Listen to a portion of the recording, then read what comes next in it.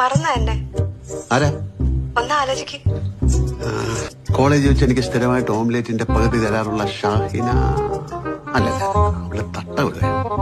ചേട്ടന്റെ കല്യാണം മറന്ന? അതെനിക്ക് അങ്ങനെ ഓർത്തു വെക്കാൻ പറ്റിയൊരു ദിവസമായിരുന്നില്ല. കല്യാണത്തിന് വന്നവരും അത് മറന്നു കാണില്ല. അത്യാവശ്യം കോമഡി ആയിരുന്നു.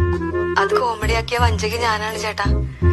ചേട്ടൻ താലിയെടുക്ക തിരിഞ്ഞ ടൈമില് കല്യാണപ്പന്തലിൽ ഇറങ്ങി ഒളിച്ചോടിയ രജനി ഒരു 2 ദിവസം മുമ്പെങ്കിലും ഒളിച്ചോടായിരുന്നില്ലേ? 1252 പേരുടെ സദ്യ കുഴികുത്തി മൂടി. അപ്പോഴാ ഒരു ഗ്യാപ്പ് കിട്ടിയത് ചേട്ടാ.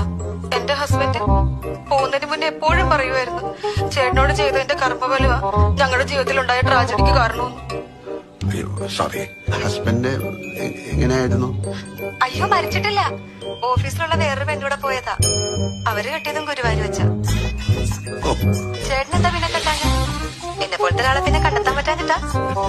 പിന്നെയും കണ്ടെത്തുന്നത് നിങ്ങളെ പോലെ ഒരാളായാലോ എന്ന് പേടിച്ചിട്ടാ. മറന്ന എന്നെ?